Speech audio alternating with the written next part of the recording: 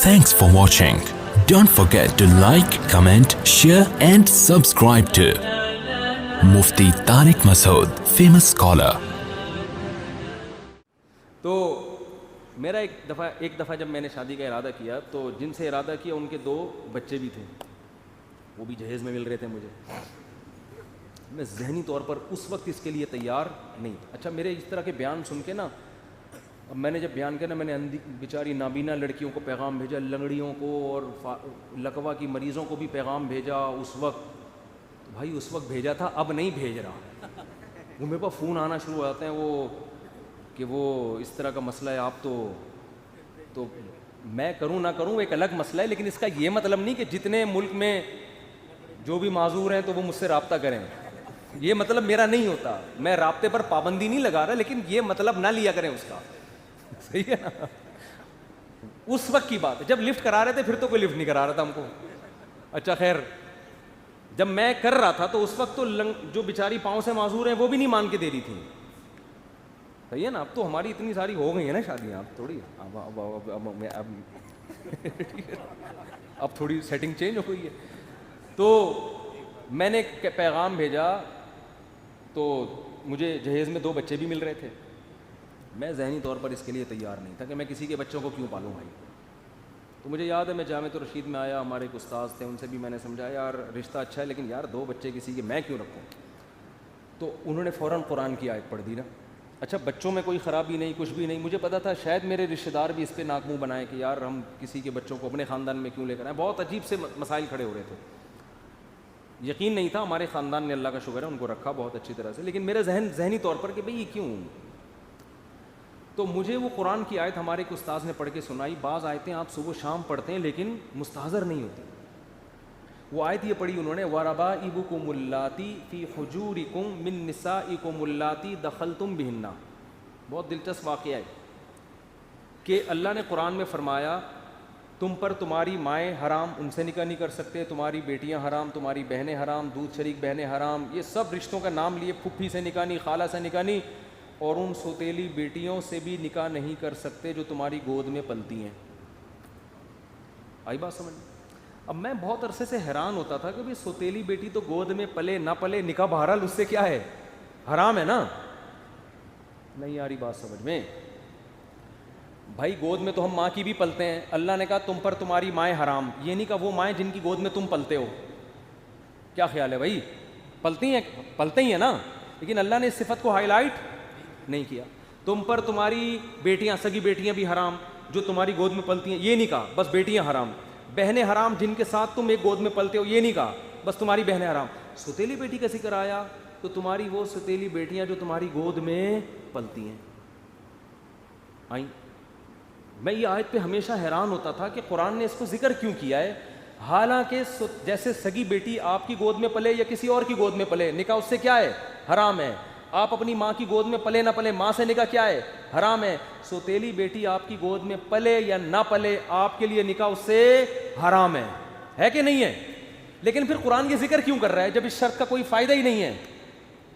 یہ میرے ذہن میں ایک اشکال تھا جس کے جواب کی طرف میں نے کبھی سوچا بھی نہیں کہ اللہ کا کلام میں کوئی حکمت ہوگی, ہر چیز ہمیں تھوڑی معلوم ہوتی ہے.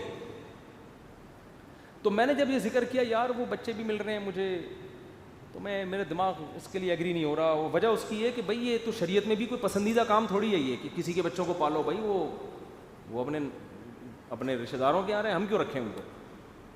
تو انہوں نے فوراً قرآن کی آیت پڑھی, وَرَبَائِبُكُمُ اللَّاتِي, تمہاری وہ ستیلی بیٹیاں جو تمہاری گود میں پلتی ہیں. انہوں نے کہا یہ قرآن نے گود میں پلنے کا ذکر اس لیے کیا کہ عام طور پہ صحابہ جب کسی بچوں والی عورت سے شادی کرتے تھے تو چھوٹے بچے خود ہی پالتے تھے.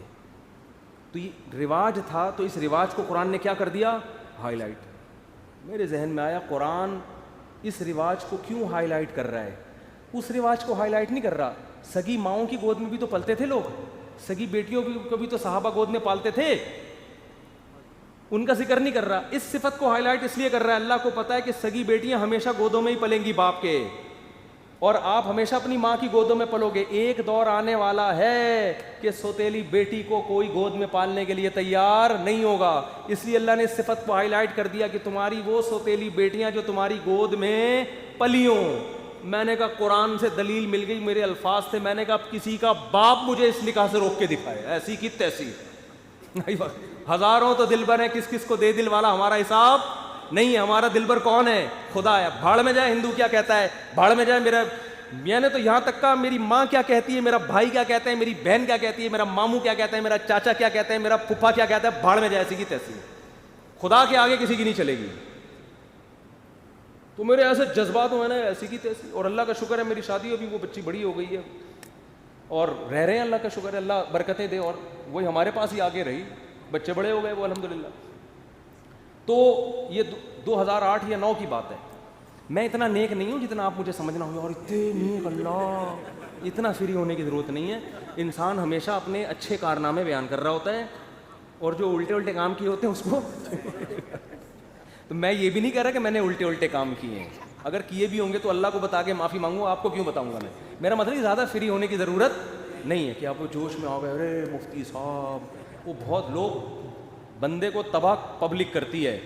انسان کو اپنے عیب پتہ ہوتے ہیں, لیکن جب لوگ اس کی تعریفیں کرتے ہیں نا تو انسان اپنے عیب بھول جاتے ہیں. انسان کہتے ہیں یہ صحیح کہہ رہا ہے, اصل میں تو میں یہ ہے جو میں ہوں, اور یہ بگاڑتے ہیں, برباد کر دیتے ہیں. تو اس لیے زیادہ, ہر آدمی کی زندگی میں کچھ برے اعمال کچھ اچھے اعمال ہوتے ہیں, لیکن بتانے کا میرا مقصد یہ ہے کہ اسلام نے ہم میں کتنا کانفیڈنس پیدا کر دیا, کتنا کانفیڈنس کہ یار اب ہمیں سند مل گئی, بھی ٹھیک ہے, بھاڑ میں جائے پبلک کیا کہہ رہی ہے. ہاں آپ کے دوسرے مسائل ہوں تو ایک الگ بات ہے. اب یہ نہیں کہ ایک دم یہ شروع کر دیں, میرے سے مشورہ پہلے لے لیں. بعض دفعہ نہیں ایڈجسٹ ہو پاتی, بعض دفعہ نخرے ہوتے ہیں, بعض دفعہ اور لینے کے دینے بھی پڑ سکتے ہیں اس میں. وہ جیسے دوسری شادی کی اسلام نے ترغیب دی ہے, لیکن یہ تو نہیں کہ جہاں چاہے اٹھا کے کر لو. تو آپ میں حوصلہ ہے نہیں ہے, پھر اس کے سائڈ افیکٹ برداشت کر سکتی, تو سب چیزیں دیکھنی پڑتی ہیں نا. تو میں یہ بتا رہا ہوں کہ اسلام آپ کی ٹینشن کو کیا کر دیتا ہے, ختم. تو بس اللہ کے لیے یار. تو اس نے اتنی اس آیت نے مجھ میں کیا پیدا کر دیا, کانفیڈنس. میری اپنی بچی کی شادی میں نے بہت کم عمری میں کی ہے, بالغ ہوتے ہی.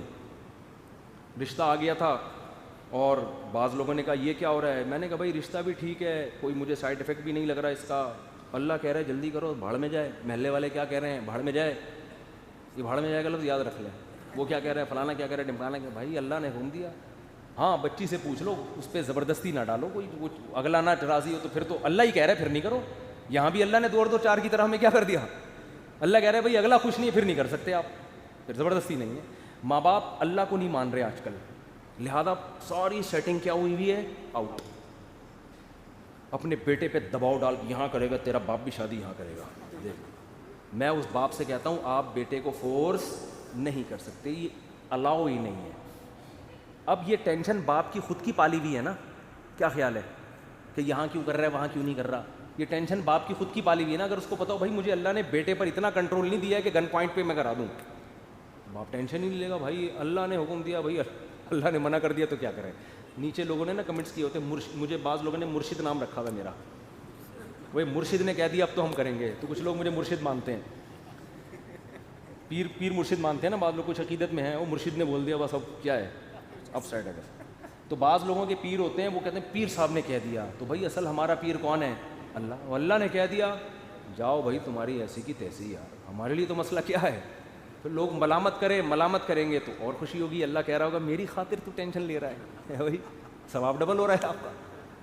تو اسلام کے علاوہ بھائی ہمارے پاس کوئی آپشن نہیں ہے, مجبور ہیں. کوئی ہم سے غیر مسلم پوچھتا ہے نا کیوں اسلام ہے, بھائی ہے ہی نہیں یار, تم بتاؤ کیسے چلے پھر زندگی, تم بتاؤ نا. تمہارے پاس تو کوئی پیپر ہی نہیں ہے, ایگزامینیشن ہال میں بیٹھ کے میں کیا پکوڑے کھاؤں, یہاں کیا کروں بیٹھ کے.